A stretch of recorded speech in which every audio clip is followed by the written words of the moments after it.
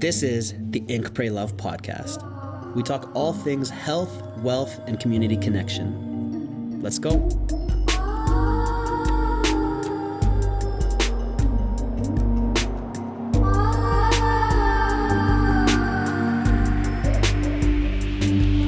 Thanks for coming back, bro.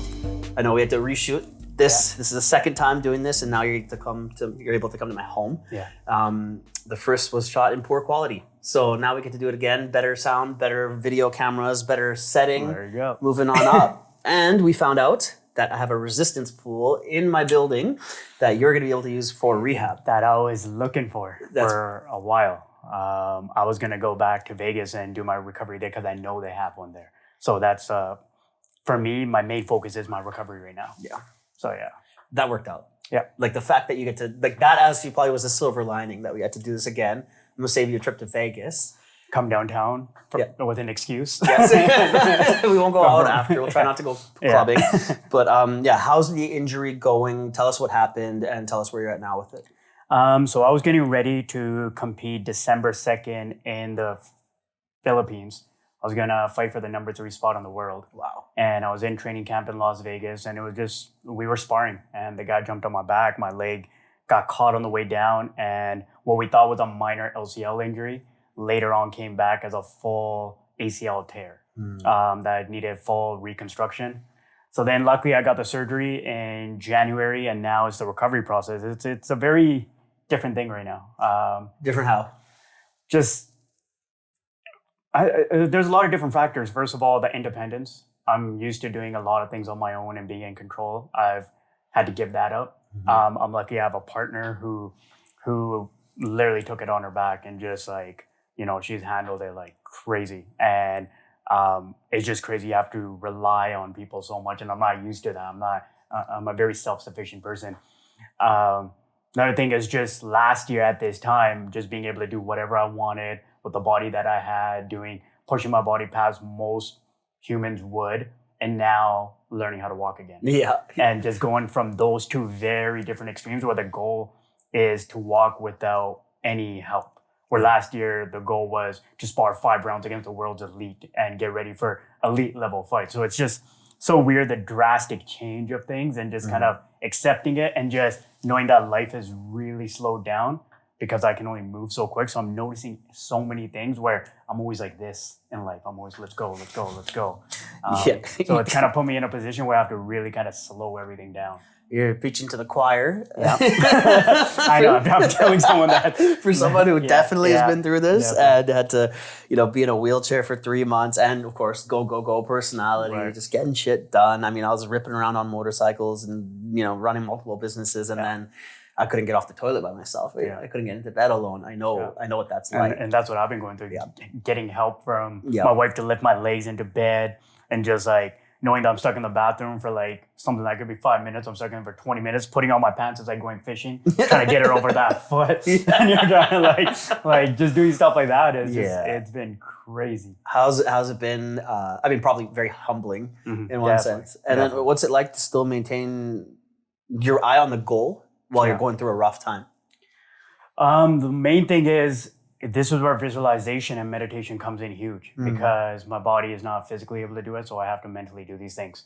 So I have to take my mind there and do the repetitions mentally. One of the things is, since everything slowed down, my meditation has been focused much more. You can visualize light to the area to heal it. Just being able to visualize still the end goal without getting to physically work towards it right now. So it's definitely been humbling, but I'm trying to take it as something like we can still head that way. We are still heading that way, even though the goal right now is just to walk without crutches, and knowing that the end goal is to fight the best guys in the world again. And that's the two very different variables that we're headed. And I'm going to cover this in record time, and the time that the doctors say I'm going to pass that and do all that still. Yeah, I had that exact same thinking where I was like, okay, I'm gonna deadlift like I was deadlifting again. Right.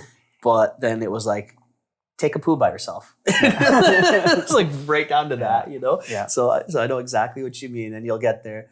Did you listen or read that new David Goggins book, Never Finished? I haven't read that, but I read the one before that. This one, the new one, covers a lot about his injuries and getting through it. I think you'd mess with that one. Like, it's cool. I mean, he's so extreme. He's just like the fucking baddest man on the planet. He runs by my place in Vegas. Really? Yeah, and somebody was saying he was just running the day after that book came out. I'm like, damn, I want to. He's hard. I want to come across him. Yeah. So now you could go to Vegas and just wait for him. Exactly. He's intense, and it's just like that attitude that he has of just like, yo, he pushes through the craziest shit though. Those are my favorite kind of people though. The people that make you feel lazy. Yeah. I don't want people to be chasing me. I want to be chasing people. Like I want that feeling of like, make me feel lazy. Make me feel like I'm not doing enough. Yeah. Right. Those are my favorite people to surround myself with. So he's somebody that he's doing more. So you were like, okay, I got to capture that. Capture that. That's why I surround myself with the kind of teammates I do too, or even other people make me feel like I'm not doing enough. Yeah. Even if compared to the rest, I probably am, but I want to feel like I'm not sufficient yet. So I keep striving for more. It's so important. And I was really in that same mindset, but I pushed it too hard. And I don't know if you remember when my leg broke again. And so they put the wrong piece in Bali. Like they just put a nail down my tibia, down my shin bone, but they didn't have my size. You know, it's too tall, bigger than most Indonesian people. Right. So they put a plate on the outside of my tibia. And so on New Year's Eve, Happy New Year, right? I was walking in this hotel with crutches, but I was putting too much weight on the leg. And I had been doing that for the last couple of weeks. So I was training. I was trying to train it again to start being able to walk and put more weight on it. Yeah. And the doctor warned me, he's like, don't put too much because this won't support your full weight. You gotta be careful. I was like, yeah, like it feels pretty good. Like it felt pretty good. I could like start going a bit more. And on New Year's Eve, I just was walking towards dinner. Like I wasn't drunk, nothing. I was walking towards dinner and I just went snap. And bro, it was nuts. It was like my fibula was fully broken, the bone outside your shin, and then the shin bone was fully broken. So my foot and my knee were in separate pieces. It was just the muscle and the skin hanging, like keeping it together. So it was like independently moving. It was nasty. And it swelled up like a balloon. And of course, I was always in pain, but that was like, oh shit, like this is a thing. That's crazy. So it was hard. Because I'm feeling that pain, knowing what that would actually feel like. It's real. Because I'm trying to do what you just already did. Yeah. And I'm like, okay, maybe I should pull back a little bit and chill out a little. Well, this is where I was like, okay, push where you can push. But in this space, I should have listened. Like there's a limit at that point. And now I'm like, okay, I'm careful with that. Like retraining the Achilles and healing that part. I'm like, okay, I know what I can push, but don't over push.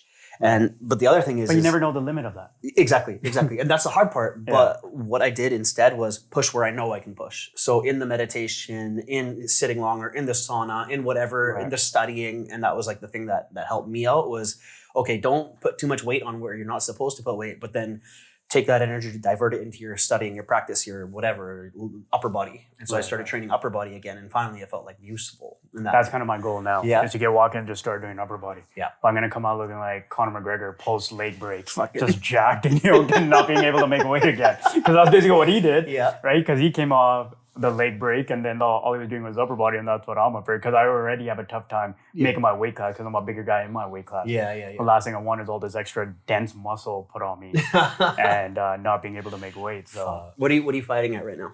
135. 135. And then what are you walking around at right now? Like not training, like 165. Oh, wow. Yeah. So you'd cut 30 something pounds? I never cut 30 pounds. Like if I'm active, I'll be 145 to 147. Okay. This is the biggest I've ever been. You're a fat slob right now. I know. I know, bro. Trust me, I keep the scale away from myself. I don't even want to step on it. No, you look great, bro. I'm just kidding.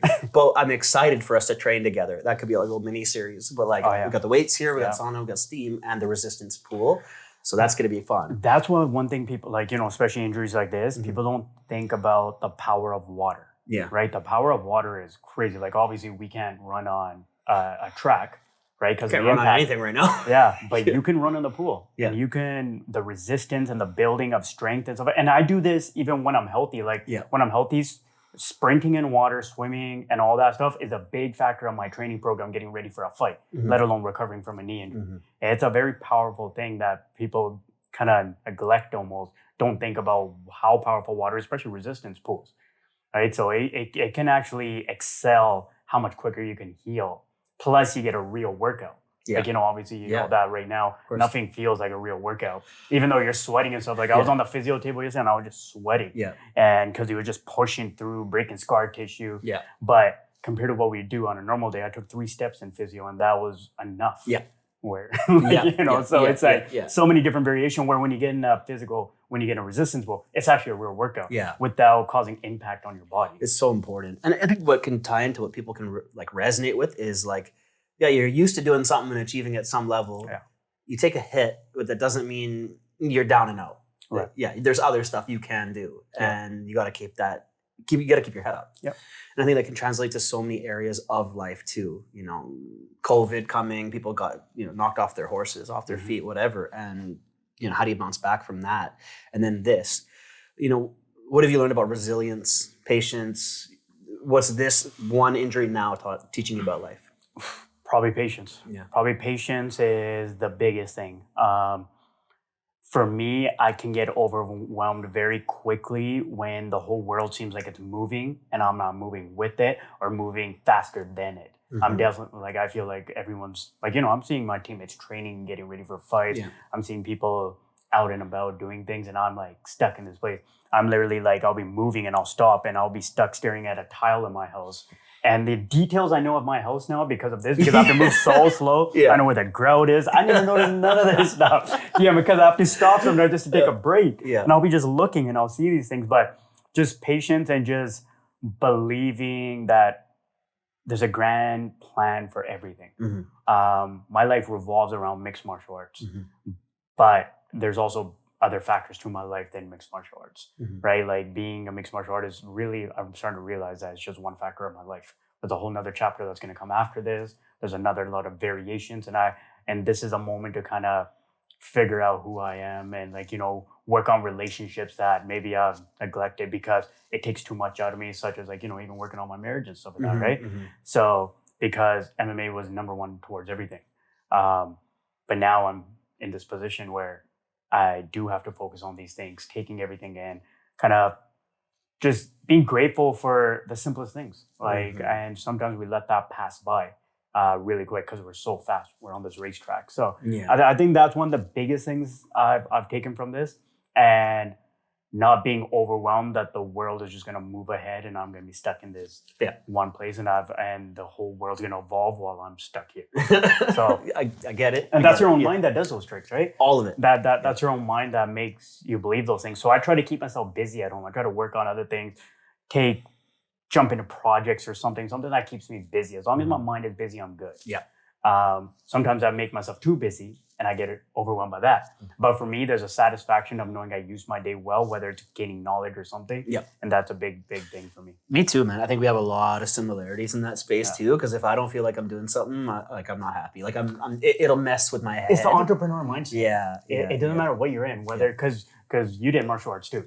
Right. So there's a kind of a feeling that you get, there's a discipline that you get. And then you went off to open up business and stuff like that. Where now I'm being taken away from martial arts a little bit, still going to go back to it. But now I want to set up certain things that maybe when I go back, I've set up all these other things and now we're good. Yeah. Right. So which is you work when you first started martial arts, it sucks. You suck at it. There's a certain coordination. You eat shit. And you eat shit. You're just there's people better than you. You want to give up. And now I'm having to take that same feeling and I'm going into these other things. I'm going to the same thing, the same turmoil, the same frustration, stuff that somebody could do in 5 minutes takes me 5 hours. Yeah. Something to figure out, so it's right now I'm taking lessons from that and going, I bet you on this step, 5% gave up. Okay, we're going to ride through that. Okay, on this step that you're stuck on, I bet you another 5% gave up. We're going to ride through that, right? So I'm trying to stick to these ideas and these projects I'm doing, knowing that I know some people hit these walls and I've already given up. But I have something to look back on, which is my martial arts experience and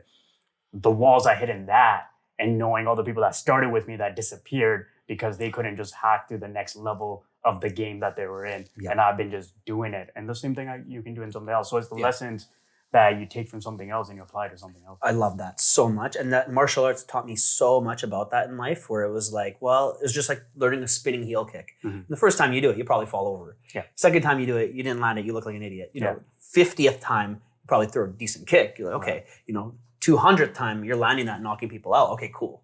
You just know it's a series of fucking it up enough that it's good. Yeah. And that's that's like anything. If I get my reps in, I'll probably be able to figure this out. And that was the mindset that I actually really took from that and transferred it into entrepreneurialism, into learning languages, into whatever it was. Is like, if I do it enough times, I'll figure it out. Like the time on the clock matters. Repetitions matter. Exactly. Right? Yeah. So this time that you're going through, it's like I got good at crutches.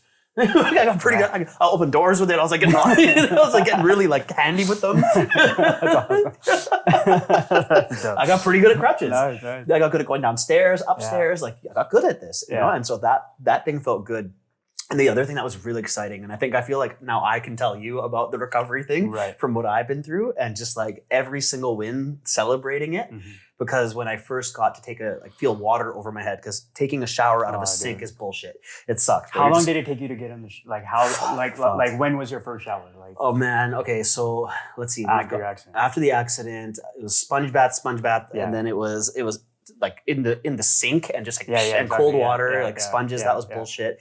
It was probably like 2 months. 2 months. 2 months, yeah. Dude, 2 weeks, I felt like it was the greatest shower of my life. Exactly. And the towels and stuff, I was doing exactly it, but 2 weeks in 2 months?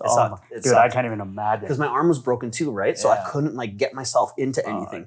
So the first time I was at my buddy Dylan Warner's house, and I was able to put myself into his tub and then like feel the water, and I went, I actually laughed out loud like a little boy. And I was like, yes. And that felt so good, right? And so then this is something I kept from that whole accident experience, was celebrate every little micro achievement. Because those matter, and that's all it really is like celebrate the little things, and you feel good. It makes your day. So now I'm just like, okay, if I lifted 2.5 pounds more than I've ever lifted since the accident, win today. You hit a PR today, and just check the PR. And those PRs make my whole day better. The personal record, you're like, yes, you feel good. Right. So I think you saw the other day, I was able to do like side steps, like we do in old fight drills, like footwork. And that was the first time I could do this. It's been 1.5 years that I could do that now. And I was like, yo, it felt so good for me just to see myself in the mirror. And I'm the thing is, you told me all this stuff before, and I couldn't understand what it could be. And now I'm in that position, and now it's like, it's like I'm thinking about the same thing. Yeah. Like for me, like the shower thing once again. I was raised in a very military way. Like my dad was in the army, so it's like you get in the shower to take the shower and get out. Yeah. So I take very quick showers. Yeah, same. As much as like some people like to sing and dance in the shower and stuff like that. I'm in and out in 2-3 minutes. Yeah. Right. And that's just like it's just a military thing. Yeah. Exactly. You do what you're supposed to do.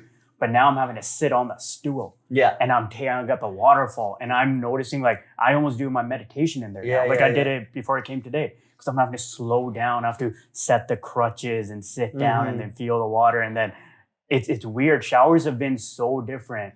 They felt different. Yeah. Because now it's not a rush. It's just like calm yourself, be grateful of it. Like, you think of the water as something else, whether it's healing, whether it's something like that. So you change, your whole mindset changes. Which I would have never noticed because everything is rushed for me. Yeah. Right? I rush in things a lot. So I want to 3 minutes in the shower because I want to get back up there and work on something. I want to do this. Okay, we're done now. We got to do this. But now it has to slow down. And even simple thing is showering. Yeah. It's like seen differently by me now. I love that because I think like every L we've ever taken can have a W in it. There's a win in it somehow for us to actually appreciate something, like every heartbreak, every financial loss, everything gives us some perspective that then later on we're like, yay. Even when it's raining in Vancouver and we're like, God damn, like, what is this? Yeah. And then we go outside and it's sunny, you're like, yes. So you just like it more, right? So now walking, for me to go up and down stairs, I'm like, yay. It feels so good. And so when you are not on crutches anymore, you're like, yes. And then when you're able to do footwork again, you're like, yes. When one of your good buddies has a resistance pull, you'll be like, yes. We even like today, like it's not a sunny day, but I haven't gone out of the house in so long. I haven't come down here in a month. Yeah. So for me, it doesn't feel like a gloomy day. Yeah. So I'm not thinking about how everybody could be depressed or like how, like, before this weather would make me depressed. I'm just happy to be outside. I'm happy to be doing something. Like I'm out of the house. I'm not sitting on the couch all day just trying to keep myself busy. I'm actually doing something. So like even stuff like that, like, and like obviously these things over time, like you try to hold on to that feeling, like all things, they kind of like wither off and you try to hold on to it because then you go back into like, they always say all good things don't last and all bad things don't last, right? So this feeling that I feel about this, I'll feel like it in a few months. I'll be like, oh, it is depressing. Yeah. Right? Where somebody like hasn't been in the situation that I'm in or you're in.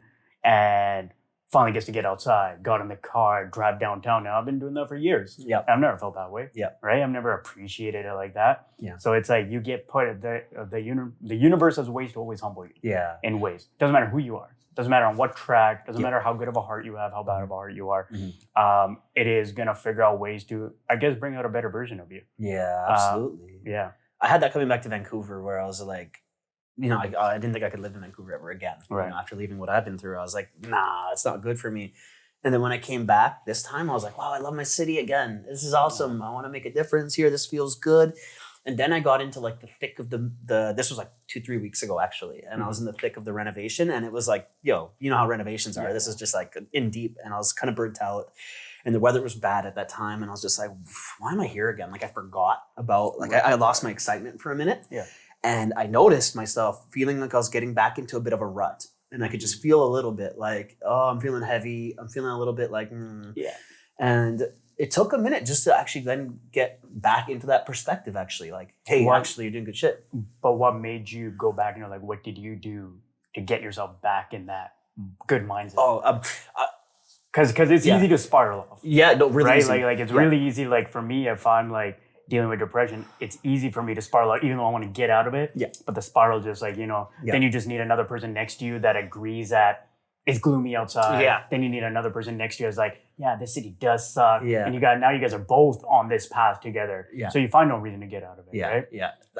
Fuck that. So yeah. So like, how do you pull yourself out of a rut without going so deep into it? I think I have to consistently have like positive indicators I'm doing good in my life. Like I'm talking to people. I like stop, but also I'm like I have my coaching clients and I feel good when I coach them. Like when they have something good happen to them, like it feels like it's happening to me. So I'm happy. Okay. When they finally got past the hard part of the shop. So there was like these permits that building anything in Vancouver, permits that were holding us back and we got the permits. So I was like literally like in the storm and I was bitching about the storm. And then as soon as you're out of it, you're like, yay. Right. And so that was exactly what was happening for me. And if I just keep walking out of the storm, like I just keep doing what I do to be positive, the practice, the self-practice, the gym, those things, it'll help. And honestly, I started lifting again. Like I went through a bit of like I was moving into this place, I was sick. It was just like a few things I just wasn't like moving forward. And there's a lot I can't do, but I started doing again what I could do. And so I started actually training upper body harder. And I was like, oh yeah, like I can do this. And then I felt better right away to actually like pick something up. And I feel like if I do something a little bit challenging every day, no matter what it is, something, it could be even just a longer meditation set, or it could be just whatever. If I just do something a little bit hard every day, my set happiness point goes higher. That's how I am too. Yeah. Yeah. Like I can be sitting at, like, I don't need to go on vacation.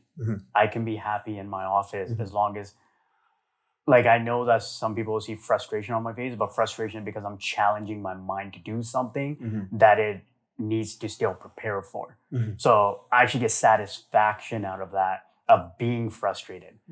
I hate frustration out of boredom.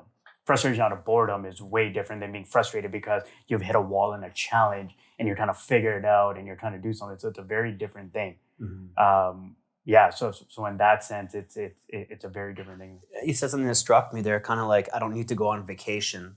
Because like I like going on adventures, like that's like I want to go adventure, but I feel like I used to be in a place where I'm like back in the day, over a decade ago, where I'd be like, oh, I need a vacation to get away from this, and I feel like, okay, if I ever went back to that, I'm fucking up. Like that's not the mindset of that. Yeah, because you're running away from your life, exactly. But also, and I'm not knocking people that have 9 to 5s, but I just think doing something that you love, know, so it's not like you have to get away from it.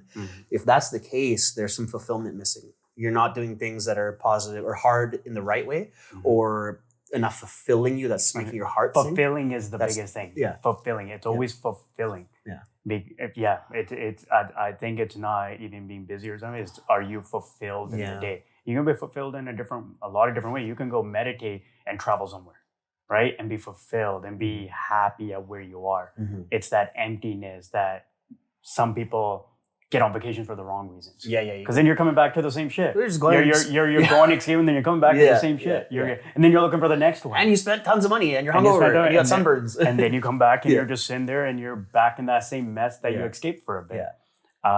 It's for me. It's always been like, let's go on vacation because it's a reward, because you did something, like, and you earned something, and it's always been like that for me. It's like I feel actually empty even on vacations if I feel like I'm just on it just because. Oh yeah, I feel like shit. Yeah.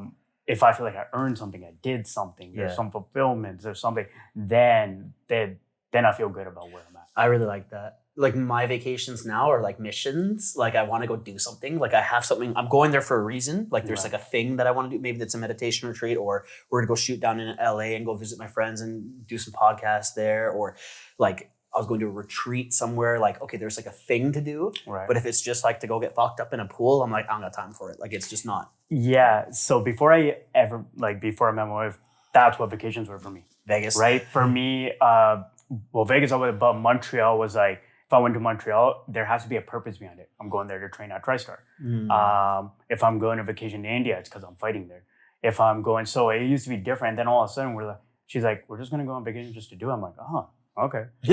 Well, this is different. Yeah.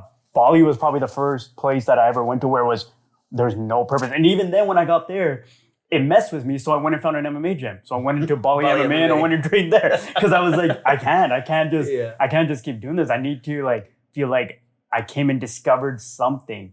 For me, there's always, but now it's like, she's taught me that you can just go and just enjoy yourself. But for me, it's almost like I can only go if I feel like there's a reward for doing something I did. So that's a personal thing for me, is how I feel good on vacations. What do you think do you think there's a shadow side to that, or what's the positive side to that? Like, is it a reward or the having to always do something?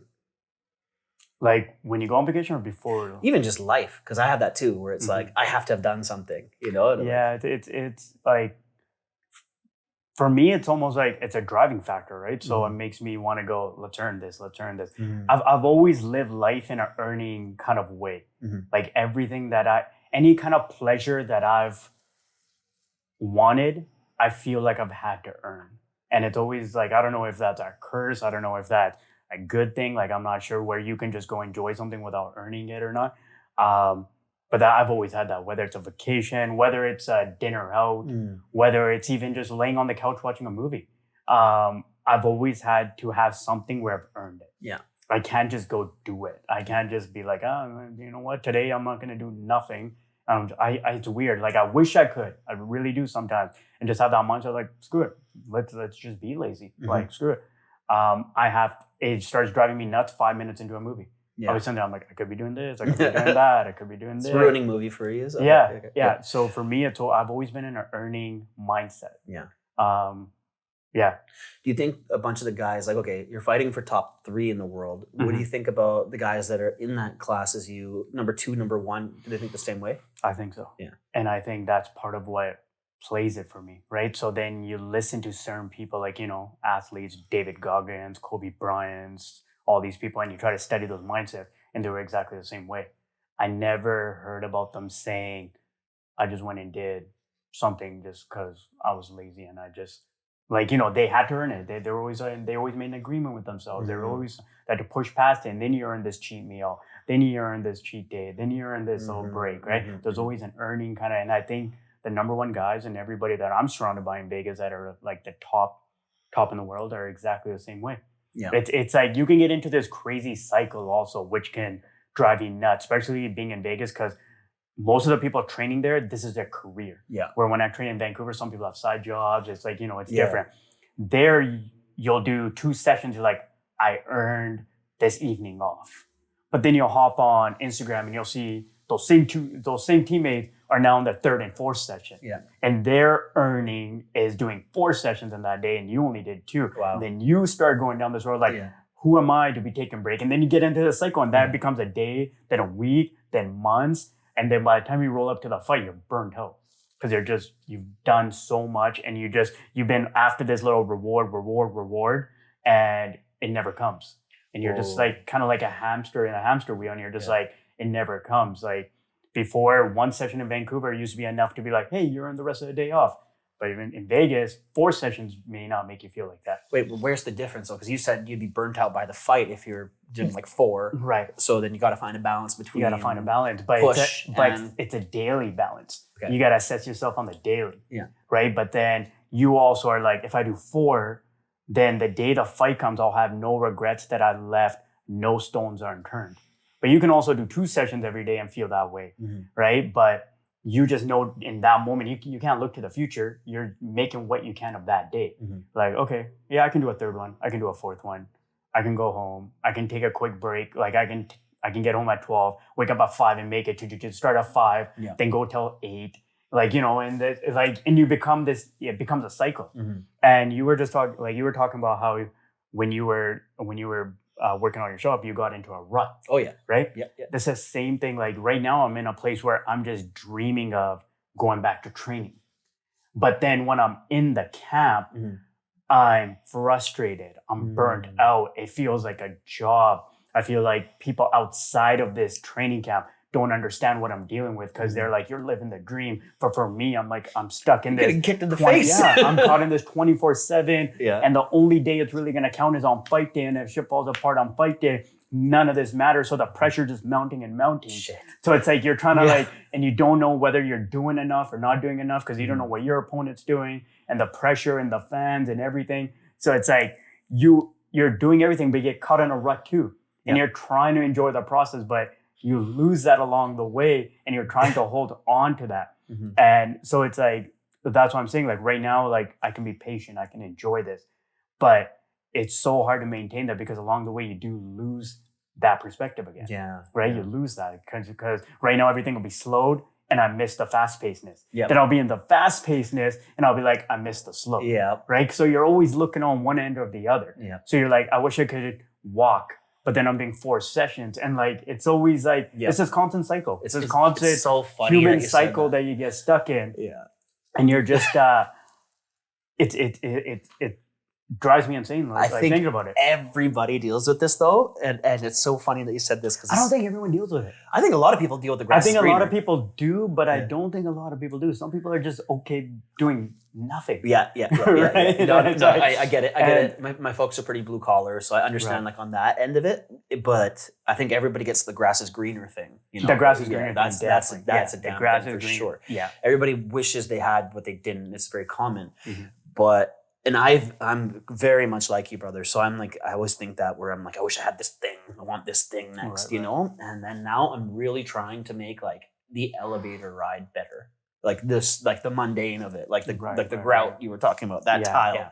So I'm like, okay, what I learned from this is in this moment, there's peace, or in this moment, there's joy. And I like learning on like producing joy and making this moment really happy. There's a book, Joy on Demand. That's a dope book, this Google engineer talking about how we can like learn to actually anchor in the feeling of joy and then produce it while we're waiting for line, you know, at whatever, or in the elevator.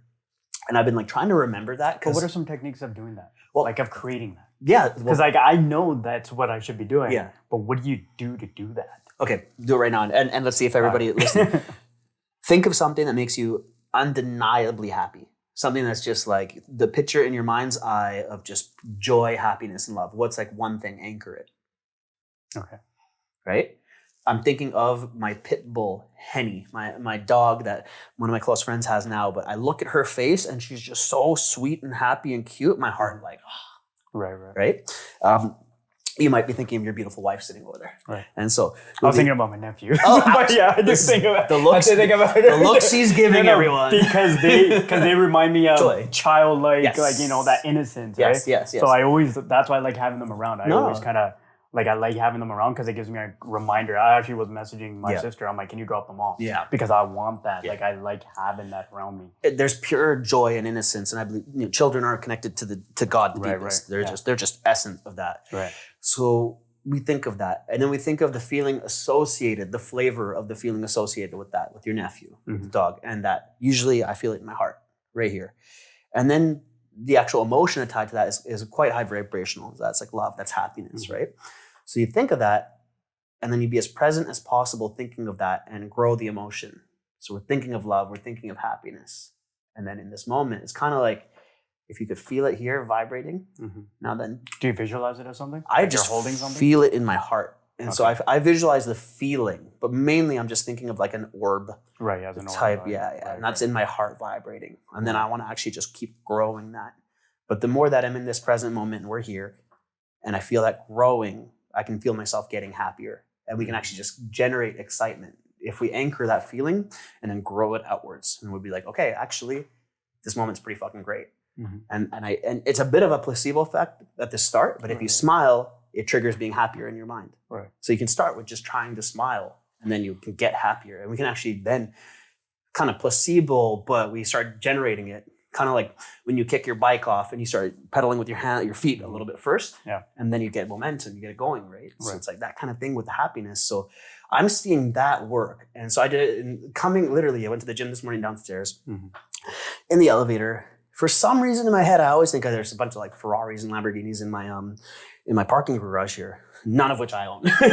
God damn it. But in my head, I'm like, you know what? I'm really happy right now. And I just tell myself I'm really happy. And instead of thinking, I want $90 million. No, I'm just really happy right now. And I think that has a way better effect on us than the grass is greener longing effect. Right. So I think like when those days were fucked up in training, or the days that were just like this, I want that, you know, if we're just like, actually right now, I'm making it awesome. And that's been something I've been really trying to like use and actually push. Interesting. So is that like a morning thing you do? That's an always thing I do. Like that's just like a morning. Like you obviously can't keep visualizing that all day. Like, I have to remind myself that. That's a catch. Okay. So mental catch. That's like when I catch myself spiraling, which I often do. Like I spiral a lot. See, that's the thing about me. I'll be doing that all day. Yeah. I'll be doing that every 10 minutes. Because I deal with like depression, anxiety. So I can see myself like going, oh, okay, we got to do this again now. Think of your nephews, create that joy. You finally get going. You go and pick up a couple of days. We gotta sit down again. I gotta do this again. Like I'll be stuck doing it all day. I think the more that you can and we can get present, we can find happiness in the present moment. Yeah. No matter what it is, there's God is here in this room with us. No matter what we do, the present moment's great. We're alive. Right. We're breathing. Right. Even when I was in this worst pain, I'm alive. Thank God. Like, at least I'm alive to feel this pain. That gratitude aspect makes this moment cool. Right. At least you got to come downtown and hang out with me today. Like, great. Okay, that's an awesome thing to happen. Right. So that perspective has been helping me, and through the worst of it, like, fuck, I didn't know if I was, like, I still don't know if I'll ever walk properly again. You know, I still walk with a bit of a limp. So it's going to be interesting, but it's just like, well, we make it what it is, right? Yeah. And I think that helps me a lot more than not thinking that way. Right. Because you know how much our body responds to our thoughts, right? And then it's compounded thoughts of good, skillfully acted present moments will then make a better future. Right. It's made up of a fuck ton of present moments. So if those present moments are done well, right now, you and me here, and we do this well, and then the next moment, if we can catch ourselves, we do that well, what are the knock-on effects of the present moment thing is probably one of my biggest difficulties. How so? Because it's hard for me to be in the present moment. It's because I'm like, okay, even while I'm injured, what can I do right now to prep myself for the future? Like once again, what businesses can I set up? What can I learn? What can I do? I shouldn't be like during COVID, I thrived, I believe, because of that.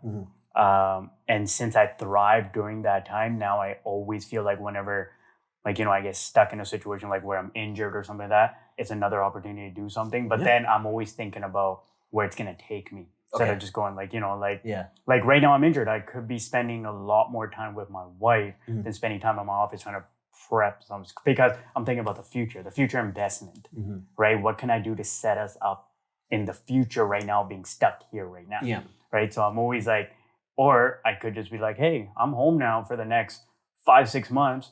Let's just watch a movie and chill out, which I would love to do.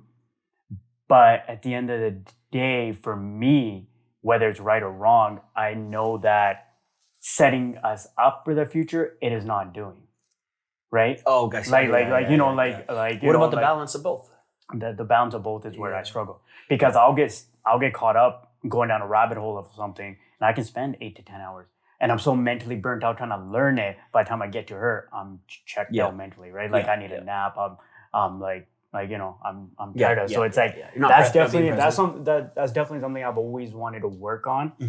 The concept of work keeps me happy. Yeah, it's weird. Like but it's not weird. It's awesome. I think it's a great way to live, that we're doers, and I think that's a great thing to have because we shouldn't suppress that, but then using that and then also doing rest. So that's the other thing is I had to do it, and you're going to know this well too, is that recovery matters. That time to recover really matters. Like we have to do it. So I made sure this place that we're in right now, I needed a bathtub because I was like, I need to be able to take baths. It's good for my bones. My shit I'm sore as fuck after a day of walking around. I'm all swollen. Like that really matters. Right. And like, I don't smoke weed that often, but here and there at the end of the day, I could if my friends are all stoners. It's Vancouver, right? So I won't smoke in the daytime because I didn't earn it yet. I got too much shit to do with my mind. But here and there, end of the day, I'm like, well, I did enough today. Okay, that earned it thing. But then I'm like, okay, I make sure I earn that bath. Or if it's watching TV, I was showing you earlier, I mounted that TV so I could watch stuff in the bath. So I'm like hitting the two things at once. So I'm like, I'm recovering, but I can chill. And that's the way I've been like optimizing the setup because I still want everything. I want to optimize everything. Like I'm so addicted to efficiency, I think. You know, like I want everything to be doing something. And that drives like people around me nuts, right? Yeah, that's exactly how I am.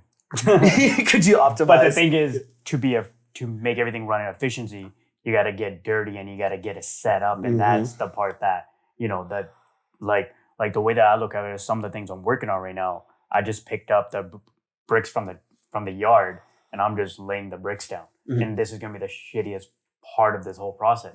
Because you're thinking about the big skyscraper when it's all running on its own, but right now you're on the dirt laying down brick by brick. And you don't know, you've never known how to build. Like I'm talking like metaphorically, I'm not actually building a tower. Like what the fuck are you building, bro? Like I'm talking metaphorically, like like I'm talking about like right now I'm in the dirt. You're building a skyscraper in your backyard? Like right now I'm in the dirt. And I'm trying to learn the way of doing this. And I have no experience of it. And that's where efficiency will only come later. And right now I have to do all this. Well, it's just like that spinning heel kick. Like that's exactly what I was thinking with so much of the stuff that like I don't know. Like I'm now learning Canadian taxes because I have no idea, bro. That's not my forte. I'm not the numbers guy. I'm the connector. I don't want to do that stuff. But I'm like, I need to learn tax strategy. If I'm gonna be in the West, I'm gonna need to learn this stuff so I don't get Wesley sniped. I'm gonna have to pull this off, right? So I'm like, okay, but if I do this enough now and I get my reps in, I'll figure this out. Or running a podcast. I'm like, well, I kind of got experience in that, but I can figure this out. Enough time on the clock. Maybe the first one we mess up and have to film again. We'll be able to get the reps in. But so you're switching gears to a little bit more now and trying to build wealth and set yourself up. That's always been the goal for me, right? Like I come from a very simple, amazing family. Like, my dad is just 9 to 5, been doing this, and my mom is 9 to 5, double shifts from since we were kids and stuff like that. So I don't come from this lineage of where a bunch of stuff is passed on to me, where I'm trying to show what's capable. I first of all showed it to my community and my family, just taking my martial arts career to the place that I took it, right? From basically like, you saw me at Capilano mats. We were tournaments together. Tournaments together to the point where I'm in one championship in the top 5 in the world, right? So just showing that part right there. And now I'm like, let me show you how I can break away from, what kind of chances and risks I can take and create something like, we always hear about people, he came from money, he came from this. I want my kids to be able to say that. I came from money, I came from this, I came from that. My dad did this, my dad did that. So I have to be the one to do the stuff that I see some of my friends saying, like, it's been passed on to them. I don't have that. Same. I have to go through that grind. I got to figure this stuff out. I got to be the one that goes from the bottom to the top kind of story. And I'm grateful of it because I have to learn so many things. I got to try so many things. I got to fail so much. I got to pick myself up. Sometimes I got to stay quiet in my own house about what I'm working on or what I'm doing and just kind of put my feet down, fail at it, try again, wake up, strategize. These are all things because it's not set up and passed down to me to maintain or grow. I have to figure out what I want to grow, do it, and then turn it into something. Man, me too. and passing on my MMA like lineage or whatever, like whoever I've inspired was the same thing. It was a business that I created almost where I was like, I'll show you that Indian fighters can do something. Let me show you this. Let me show you where we can go, right? Let me show you how far we can take this. Now, whoever it inspired or whether they're going to be MMA fighters or not, it's almost like passing it on. Like they're not my kids. Like, I'll pass it on to my community worldwide. So it's kind of the same thing. Where now I'm trying to build something where I can physically hand it to the people close to me, and then give the life to people like my wife, like, let's travel wherever you want, go ahead, book that flight, do whatever. But that shit isn't just given, right? That shit you got to build. Like, some people are grateful to be born into it. I wasn't. Same. So I got to build it. You got to build it. You got to do it. You got to you got to get in those ruts. You got to build those shops. You got to do what you're doing right now. And I got to do what I'm doing, and then create something.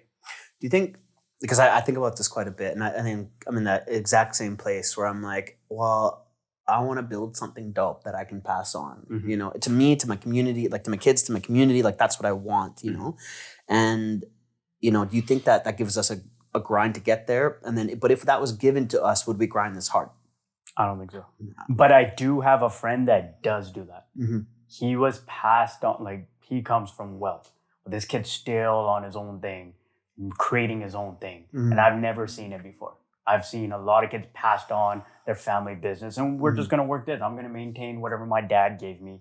This guy's on his own thing, building his own thing. And it's because I don't see that. I don't really ever see that.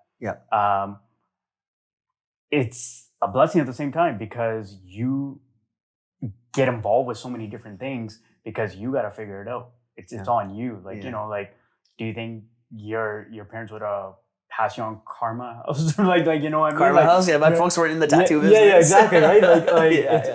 It's what I'm saying. It's like there's these different experiences associated to you getting your hands dirty and getting involved with things. Right? Like, I'm involved with so many different things, and if somebody had just passed on me, I'd be like, dude, what the hell, man? Like, there's life experience associated to all this stuff. You realize real quick, everything has literally the same formula. And it's almost the same stages.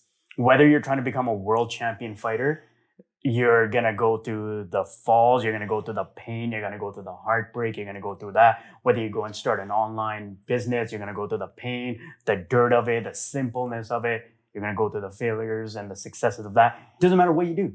Doesn't matter what you do. Like, it literally does not. It's the same kind of stages you go through, just different things you go through, but it's the same emotions, same stages, same everything. So it's very interesting and that's where I think my MMA experience, I'm happy that I have all these lessons to know that what I'm going through now and anything I'm involved with is not new. We remember we went through that, and look where we made it. Look where I went. Look where I took it. We're gonna do the same thing here. We're gonna do the same thing there. We're gonna do the same thing here. And that's from life experience. And my dad had told me all this, right? I wouldn't have understood what he's talking about, but I had to go through it. I had to go through the rut of it. I had to, like, be broke. I had to build myself back up. Now I'm like, okay, if I can do that, I can do this, I can do that, I can do that. That's the one. Right? And had my dad told me all these stories, it wouldn't mean shit to me. Right? Like, you wouldn't integrate it. And my dad did tell me all these stories, and they didn't mean shit to me. And now I can relate to him because I've been through it. Oh shit, dad did come from India and did do this. He did work 16-hour shifts picking up luck. Oh, okay, damn, man. Like, you can't do what I do, and I can't do what you did. Right? So like my dad always says to me, he's like, I don't know how you do it. Like, it's crazy that you can train all day. I'm like, Dad, I don't know how you did what you did. Picking up logs, working behind one machine for 16-hour days, and just somehow keeping mentally in there and not checking out, and just boredom and stuff like that. Like, and you're still doing it 30, 40 years later, or 40 years later, and you're still doing it. And my mom doing the same job since 93, still doing it. Like, I'm like, I couldn't do it. I couldn't do it. And you couldn't do what I do. So it's like, it's two different variations and stuff like that. But I can only relate to what they're talking about to a point because I've been through my own thing. Right? So I think that's very important. I really like that. Yeah. I think about that a lot too. And like, our folks, God bless them for going through what they went through just to get us to Canada to do this. But to work the same job for that many years, you know, my dad worked for Shaw, still works for Shaw, you know, my whole life, a cable company. My mom was a community librarian for 40 years. I was like, since she was 18, she had the same job for 40 years. Some people our age can't hold jobs for more than 2 years without completely mentally checking out. We'd go nuts. And in this day and age, like us these days, we work 3 jobs before lunch. We have like, lots going on. Many people are doing micro, jobs. They have many little gigs, right? And that's just kind of where the future is going. It seems, like solo entrepreneurs are doing so much more. But, what I was thinking when you were saying that as well was that we're gonna fall. Like that part of like, it's like anything in life. And martial arts really taught me that too, is like, yeah, you're gonna spar, you're gonna get punched in the face. Like it's gonna happen. Yeah. At some point you're gonna get hurt. Like it's gonna hurt. This is gonna hurt. You're gonna go into something. Some part of it's probably gonna suck. Like, this guy's trying to hit you. Yeah. So, but life's like that. Like you're gonna go into something, and there's something about that hardening up. Like you're gonna go into this that you know exactly what I mean. When we're about to go into a sparring session, even when I did those little side steps, and I was able to just get into a bit of like a mini fighting stance, because you'll never do anything like that. Coach would be like, "Have your hands up." Yeah. As soon as I had my hands up, I felt dangerous again. Right. Bro, it felt so good. It felt so good just to be like, oh yeah, that's right. I'm my type of kickboxing is pretty stocky. I'd stalk people that way. Yeah. Just to be in that stance felt so good, and I could just move around a little bit, and I'm like, that's right. I'm a dangerous man. And something about that was just like, oh, and I felt so confident the rest of the day, and I was just like proud of myself just to be in the stance. Right. And I think it's kind of like that in life, that we're going to go into some shit and it's going to suck. You're going to get hit. Yeah. Something's going to happen. Go into business. Yeah. Whatever. You're going to get hit. Something's going to happen. But the fact that you can just harden up and move forward into it with that intensity is like, that's something that's a beautiful thing to keep in life. For me, it's not just a sparring, but like, say you spend 3-4 months in training camp. Mm-hmm. You sacrifice time from your family. You've done everything. Then you go into the fight and you lose.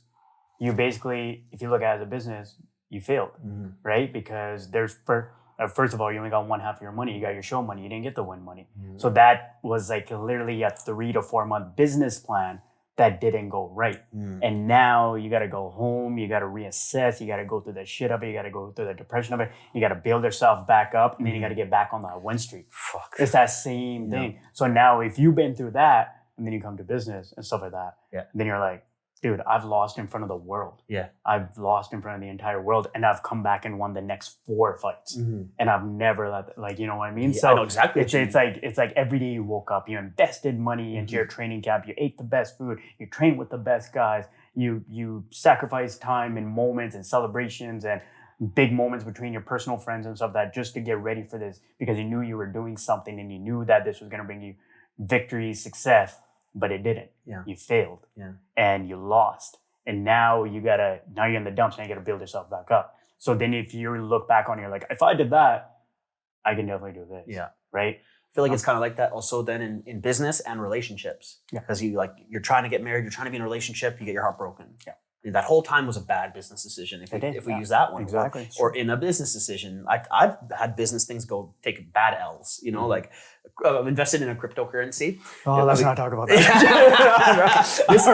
We all have that. Any entrepreneur in crypto has an experience. We took an L. Has an experience. Yeah. Any entrepreneur that has a crypto story, I know where the crypto story go. Mine's bad. Go ahead. So my homie, a close buddy of mine, he's one of my business partners in Karma House.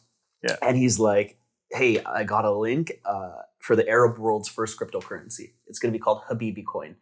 And he's like, I heard about Habibi Coin. You heard about this one? I heard about it. Bro. He's like, this is going to be huge. I went Habibi on your ass. Oh, did it ever? Yeah. It's like we got in at the IPO, and he's connected to the guy, this fucking con artist that was like, hey, this is going to be huge. And my buddy put in $1 million of his own money. Yeah. I put in like 20 G's. And I was just like, okay, it's going to be big. Like this 20K could be like $500,000 after this blows up, right? I'm like, yes, this is going to be like, this is going to be a big win, maybe $1 million after. It's going to skyrocket it. Yeah. So I had this big dreams that this is going to go good, right? So I put in that, and obviously, buddy got frauded. The guy who made this big IPO took everyone's money. And he bounced. Right? So and that was huge during the NFT. That's what kind of killed the NFT market for the time being. Yeah, it was like 2018, around 2019, something like that, right? And it was like, man, we were my buddy. It was pre-COVID? Oh yeah. Yeah, this is pre-COVID. Yeah. And so when there was a bear market, you were investing in these IPOs? I didn't even know that well, right? And so he was, my friend lost his shirt on. He lost everything. Dude, and he took it out like a champ. Now he's doing well again. I'm super proud of him. He built himself back up? He lost everything. Everything, right? Like, what are we talking, like everything? $1 million and all this stuff. Like he was dead broke again, right? Yeah. And he built it back up again because he took the L, and he took it like a champ. This is a pretty interesting person. How long did it take him to couple of years? Yeah, couple years. Couple of years. About 3. He had a hustler mindset, and he probably had crazy trust issues with everybody. You know, I'm pretty. Yeah, you know, he actually paid me back when the accident happened. He paid you back? Yeah, because he guaranteed it. I didn't ask him for it back. Like I was just like, whatever, bro. Like if it happens.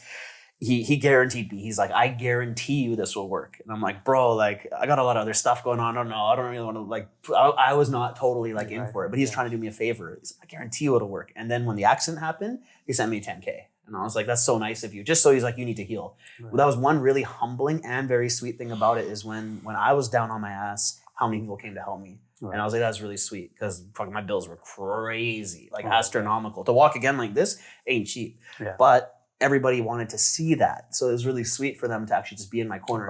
And for someone who, I never asked anybody for shit. I'm always the provider. I'm always the one making things happen. That was extremely humbling for me. It was not easy to receive that. Really, I had a massive resistance to it. I was like, no, I'm just going to start hustling. Like, are you fucking kidding me? I'm just going to start working. I had a group coaching program ready to launch. And I was in the hospital, literally like one day out of the most intense surgery in my entire life. And I'm going to my buddy AJ. I'm like, I'll do the training from the hospital. So are you fucking stupid? Like, no, like we're canceling that. You can't work for 6 to 8 months. You can't even think about work for that long. Right. You can only work on this. This is going to be your whole life. Is going to be learning how to walk again for the next 6 to 8 months. That's it. Don't even think about it. We're going to raise money for you. I'm like, no, don't do that. Like, don't do it. I'll be fine. They're like, no. We know you. Like, you're going to go right back to how you are and grind yourself to the core. And that's not the time to do this. You just need to not even think about anything. Cancel all your life. And that was so hard. But thank God for my friends, right? They're really, really solid. Right. And that was crazy. So he showed up, my buddy. And that was great because I spent that on like HGH. HGH, human growth hormone, peptides, you know, all the craziest like side medicine, everything. Because I was like, I'm going to get well ASAP. Just inject it in anything. Put it in my eyes. I don't care. Fuck it, man. And it was worth it. Like it was crazy. And so that was like very, very helpful. But the crypto thing, that L, right? It was hard. He came back from it. He has a wild story, that homie. Yeah, I want to hear about his comeback story. Yeah. Actually, I don't even know who it is, but I want to hear about the comeback story. Yeah. Do you hear about Usain Bolt? Yo, 12 mil? 12 mil has $12,000. Think about the lifestyle change that he has $12,000 to his name left. Is he going to be able to get it back? What's the story with that? They say no. The guy, it's the same situation that you just explained. The guy bounced. He's just ghost. It was investment opportunity, crypto, 12 million. What? Promised him the same shit that they probably promised you. Wow. And the guy I just can't believe he got frauded $12,000. I thought he got it jacked from him. Like the guy funneled it out. But he invested his entire net worth into one thing. Yeah. I don't feel as sorry for him anymore then because I was like, damn, bro. No, I do. Because whoever pitched it, because being entrepreneurs, being an athlete like him, yes, you got scammed, but I bet you give it some more time and somebody presents you a similar opportunity. Yes, you will be more kind of on edge about it, but I feel like you would do it again. Just because we have that mindset. We have that entrepreneurial mindset. He ain't going to go work at Burger King. Like the risk, the chance of being in the right spot at the right time. Because he's done it before. Right? So it's like, it's happened to me too. And I always think, I'm like, it's either you're not going to ever invest or anything again, which you're also not going to do, right? You are going to take chances. You are going to fight again. Yeah, because you are an entrepreneur. You are somebody that's going to try to do something different than everybody else. And if somebody comes with the right package and the right way to present it to you, it can happen again. Yeah, that's just because the people that I know that neglect that are like, I'm not doing it, are the ones that are stuck on that average salary their whole life. Yeah. Right. So you go to a lot of seniors, and I used to do door-to-door sales way back in the day. I used to work for Rogers. Oh wow. Right. So that's how I used to make my money. I used to be paid on commission, and it was when I was trying to just make my way through school and stuff like that. And I could never sell a phone plan to a senior, right? They just never wanted to take the chance. They never, even if they were paying more and I was showing them, they just had no trust. They just had no trust in anything, right? But then you go to like a Desi dad and he's like, hey, do you want to save $10? You're like, yeah, change it all up, right? That's probably the same dad that also went in, probably invested in real estate and came from India, had his money, real estate, flipped that house, then this and this, and now it's a construction company, right? And now that's asset multi-millionaires. Exactly, right? He's an entrepreneur. Like, it's a certain risk and reward that he took. Where like certain people are like, nah, I don't want to do it. I don't want to do it. Do you think, I really like that topic. And I'll be like, there's people around me that won't take those chances and have come out on the better end by not taking the chances, where I've come out on the shittier end and had it, and had I not even been involved with whatever it was, I would have been in a better position than actually taking the chance. And that's always a shitty feeling. Because you have the mindset, listen, I was doing this thinking it was going to take me here, but it brought me here. And the people that did nothing in between are in a better position than that. Right? And it's just like, is it better not to do anything? Is it better to just play it safe all the time? I don't know. Or do you got to take the risk? Exactly. You have to, like, these are those things, right? Investing in certain stocks, investing in certain like growth companies, investing in certain cryptos that are going to be coming out. Whether you're dropping a bunch of money in Bitcoin thinking it is going to go to 100K or is it going to go to zero, that's a risk that you're willing to believe, where some people won't even look at that market. And either you're going to come out at 100,000 or it's going to disappear, and those people are going to end up, they're going to still say the same, right? So it's like, you don't know where it's going to end up. I mean, there's one way, if you're educated about the market and you invested in it, it didn't work out, you got information. But if you just put money into it and it failed, then maybe not. But it's kind of like if you went into a relationship and you put your whole heart into it and you learned a lot about the person, and then it didn't work out and you're heartbroken. And then it's like, well, was it better to love and lose than not love at all? And it's always like, what's better to love, right? That's just like what everyone says. I think I'd rather play the game. But when we're talking about gambling, is it better to go to the casino and gamble where you could lose or not? I'm like, fuck that. I don't like to gamble too much. I'll go for fun, and I only take what I'm willing to lose. I'm only going to take like a few $100. I'm like, if I lose it, whatever, just for fun, to have some fun with the boys. Obviously, I'm never happy when I lose the money, and I'm always fucking pumped if I won, right? But I don't like playing if I don't like knowing about it, you know? But it's kind of like I'm talking about, like, okay, we'll take the stock market last year. We'll take the stock. So the stock market lost, majority of the big cap stocks lost 70% of their value last year. From we're in 2023, so 2021, it started, as of March 2021, they started dipping. They always say, buy the dip, buy the dip, buy the dip, but the shit kept dipping, right? So it's like, right? And then you come into 2022, you're like, dude, Tesla is down 40%. You can't go, like, this is the time to go. But Tesla dropped another 50%. Wow. Then it went down from $300 stock to $100, but you bought it at $250. Now it's still at $150, $160. So you're still down a big portion. So it's like, is it better if just sat out the whole game? Because now you're waiting to recover, right? And there's a lot of people that I know took out their credit lines going, I've been waiting on this Tesla dip, but they bought it in 2021 when it was still 200 and above, and they thought that was the dip. So you know what I mean? So they risk stuff, but then there's people that weren't involved at all that are still good. Right? That's held on to their money and just being like, I don't even want to take a chance. But then you got your entrepreneurs who are like, you know what? I'm going to take the risk. I'm going to do this. But now they're sitting, like, obviously Tesla's kind of a bad example because like it's a growth company. But we'll take like a penny stock, for example. Like, you know, a penny stock is, it's either going to hit or it's going to miss or something. It might be pumped by somebody and then it fails completely. And then you buy the dip and it keeps dumping. You buy the dip, it keeps dumping. And now you're just completely fucked. Right. That part gives me hella anxiety, and maybe it was Habibi coin that I'm like, fuck this. Like, exactly. I After did. That, the stove is hot. I don't want to get burned again by that. So I'm like not heavily invested in coins. I got a bit in coins, but not. And if I lost it all, I wouldn't give a fuck. Like, it's not enough that would hurt me. But it's a sizable amount. If it went up, then great. But I always thought, and my buddy Chad said this to me ages ago, because he built a yoga design, it's called Yoga Design Lab. It's an online company. He built it to quite a large amount, sold it.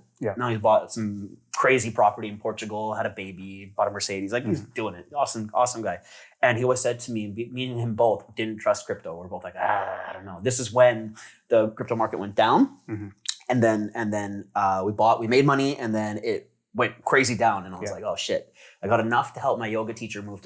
Like, we both went in together. Enough that we got out, and when it tanked, and we're like, fuck, we had so much before. So we're like, I don't trust this. That's probably anymore. 2017. Yeah. Like, I don't like this anymore. Everybody woke up to that one morning in January. Yeah. I had like 50, 60K in my portfolio, and I like started with 5 or 6 or something. And at the end, it just made enough to pay for half a year's rent. I have whatever. Good enough. But on the other end of it, it was just like, this, I don't like it. And then he always said to me, I'd rather invest in myself. And I was like, like that always rang true for me. So for me personally, I'm like, I'd rather invest in me, my knowledge, my growth, and businesses I control. So like I will open businesses and do stuff, because then that investment, putting them into seed money and stuff, I will control. It's weird because I'm kind of doing the same thing right now. Yeah. Because like, you know how I'm saying, I'm like working on certain business and stuff. Yeah. But when the market's open, I see it on my screen and I'm attracted to it because I see money moving up and down. I see people making 500% returns. And it's almost like, let's focus on what we can control. Look. I don't even want to look at it. That's the thing. I'm on there still every day because it's an addiction to me. Like I need to know it. There's things happening. I know I've done it because I've had success with it. And I know I can get to that success again. Even right now, it's so weird because in 2020, I was almost kind of blind and just going, let me go here. And it worked out. Yeah. But now, so as of like, I'd say Thursday, the market is technically turning around because the Fed's not raising the rates. And now the market's been green for the last 3 days. But in my head, I'm like, it's all a trap because I'm so like, I don't trust it. The crypto market's going back up right now. Everyone's back on that wagon that Bitcoin going from 25 to 100, this is that run. But it's also like, I'm like, I don't trust that because I have so many trust issues with it now, right? Instead of going, okay, let's go. Let's full port now, right? Let's dump it all in. Now we're good. We're on the bull market again. It's flipped around. But you have that trauma basically, right? I don't trust anymore. Relationship trauma. How can you open your heart again? But then at the same time, then you're going to get into that FOMO state of mind because then things really are going to turn around and then you're going to buy another top again. And that's literally like this human psychology. Like you get stuck in because you're watching at the bottom, nothing's happening. Then it's gonna make a 50% gain. Then you're gonna be like, I'm gonna go in because you're gonna FOMO back into it. Now it's a crazy. How's that relating to your injury right now? With going in, feeling up, feeling better. Where's the correlation there? It's like, you know, I'm watching teammates like, you know, moving forward, and I wanna get back at it. So I'm trying my best not to FOMO into it. And what's keeping me distracted is what I'm doing. is looking at the market, being focused on it, and stuff like that. I try to distract myself away and do other things. Right? Like I literally don't use my phone for like anything other than market research anymore. Like obviously I'm on social media and stuff like that, but I will always jump like back on Twitter and research something, or well, majority of the time I'm looking for something, some sort of gem of information that can, because all it takes is one thing. Right? All it takes is one piece of information to change. And I've noticed that like, you know, if I was told that, but I've seen it with my own eyes on a daily. I saw somebody take $1,000 and made $150K in 3 hours this week. Wow. I saw it with my own eyes. Wow. I saw it. Like it wasn't like somebody told me, I witnessed it. I was like, oh my God, like that's crazy. And then the next day I saw another person do it. The next day I saw 3 people in 1 week change their life. And I'm just like, dude, it just takes one piece of information. But you just gotta be there and you gotta hunt for it and you gotta look for it. Can you let me know when you find that information though? Dude, when I'll let you use my resistance pool. If I knew, I'd be in it. But I'm sitting there watching. But once again, we're back to that trauma of the risk. Exactly. And that hesitation allowed me not to go in it. Had I taken the plunge like I would have 3 years ago without giving a shit, I would have been one of those guys. But I didn't. Right? Because I had this trauma of like, I've lost so much. I've lost this. I've lost that. Nah, this is just another one of those things. It's already 50% up. I'm not going to do it. Only for it to go 1,000% more. Right? And you're just like, and you're sitting there, you're going, and you're just beating yourself up, and you're saying, this is happening daily. And this started, like, it pulls me in too much of my emotions to do it, like to get into it all. Like I've tried before, and I'm like, no, I'm checking it too many times a day. But I like the same thing of like hunting for gems, where I'm like, okay, I'll listen to books, and I'm doing other shit while I'm listening to books. So I'll catch gems of them, and then I'll listen to them a few times because I won't fully pay attention. I'm looking for that thing that's actually going to land. Right. So I'm trying to get to this point where like obviously I'm looking for something and for some reason my gut's not letting me pull the trigger on it. And then, so I've been kind of messing with this thing called the Silva training. I don't know if you've heard of Silva training. There's this guy named Vishen. I'm sure you've heard this guy. He's an Indian guy that he holds this big retreat, Mind Valley. Vishen Lakami. Of course. Lakami, So the Mind Valley thing. He got known for taking Silva. It was this guy, a professor named Silva something. And it was like basically visualizations, but it's not at the same time. It's literally kind of training your mind to become an antenna, right? Like there's even meditation. So I do this every morning. It's called the 3 scenes technique. Oh yeah. You've heard of it. So I'm trying to give that a chance. Or the mental video or something. So the 3 scenes technique is in the first scene. So you got to look at it like you're in a movie theater, and you got to have it 15 degrees of your eyesight, basically in your vision, right? So I picture it like I'm at Cineplex watching a movie of my life. So the first scene is always the situation elevated in the worst sense, like possible. Right. So I'll say financially, we'll take financially for an example. I see myself just poor on the street. Like, like obviously that's not my situation, but you got to really elevate it. You got to add it like colors, like a movie. Really got to see it. Who else is it affecting? It's affecting my wife. It's affecting my family. Of like, they're suffering because of me. So you have to do this, and you got to see it. Then what you do is you kind of wrap it up. And whatever you believe in, whatever it is, whatever higher power is, you basically wrap up this video and send it to a higher power. Now you move your eyesight another 15 degrees, like, in your visualization. Now you're watching the possible solutions you're doing, the possible things you're changing. So now I'm studying more. I'm looking at things more. I'm seeing the charts. I'm seeing stuff better. I'm seeing so you see a very kind of visual thing and stuff like that, and you're seeing certain things.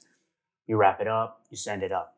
Third scene is the end result. What's it gonna feel like when this all works out? What's it gonna be like? What's it gonna, the biggest thing that they say is it has to affect somebody else, right? So it has, what is this situation that's gonna benefit the ones around me? So I see my wife, getting on a private jet. It's not me getting on it, she's getting on it. Yeah. She's booking a flight. I'm going here's my credit card, go nuts, do whatever. My parents on the flight with us, her parents on the flight with her. And you gotta see that, you gotta see it. Then you wrap it up and you send it up.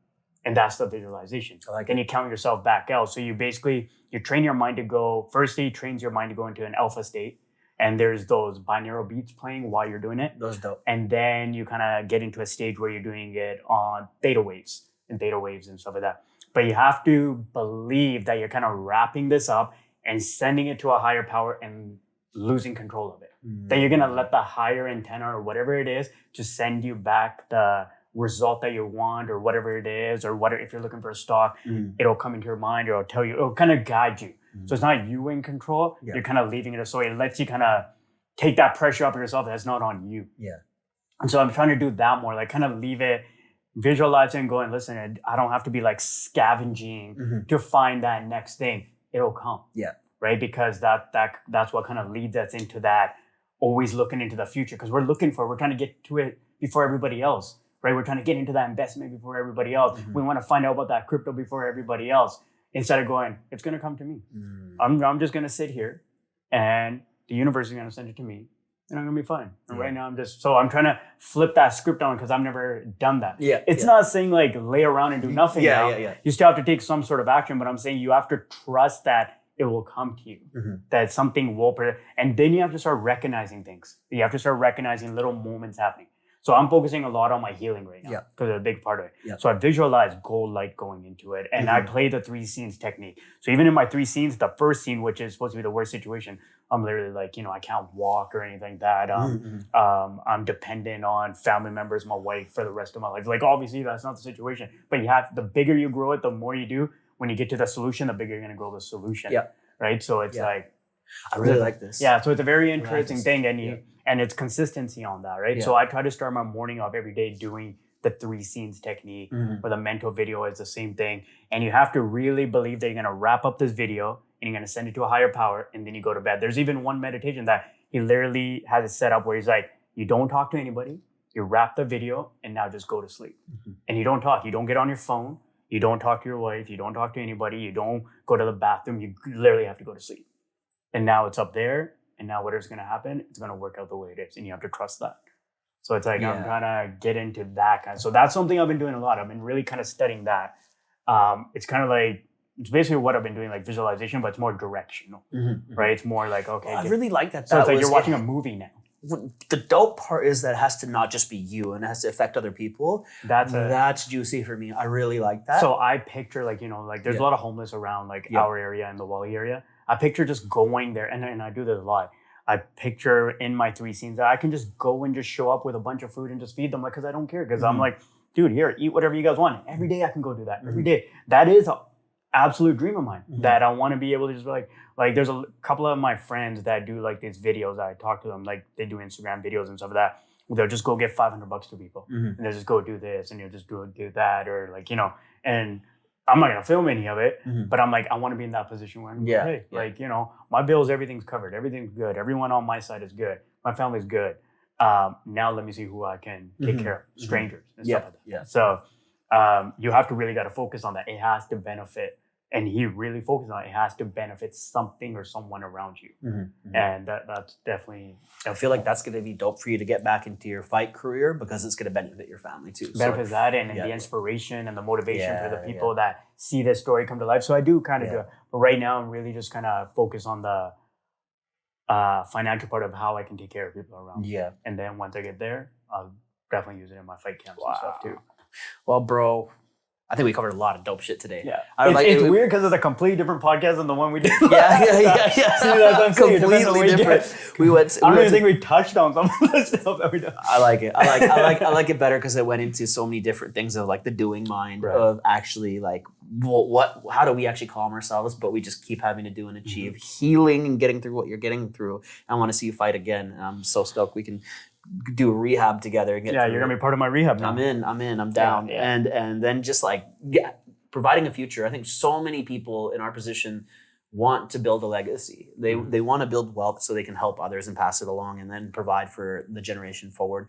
And that's such a big part, I think, in being men. It's super big, especially in our culture too, is like we got to be the patriarchs. We're the ones. We're the ones. Right? Yeah, that's a big thing. I don't know if that's a ego thing, if that's a healthy thing. Because I do think, it's a big thing. Yeah, it is. It's a big thing. Yeah, it is. And so I've been recently getting more connected to my culture, especially coming back home too. And I've been like, wow, there's power in it. There's power in connecting to where you come from, but get the good things that come through. You don't have to take all the generational trauma with you. Right. Yeah, you don't have to take alcohol. You don't have to take the alcoholism. You don't have to take all that machismo. But hey, what about the good stuff? And I like that we can do that also in any cultures. We can just take what the good things are and then use that and focus on that.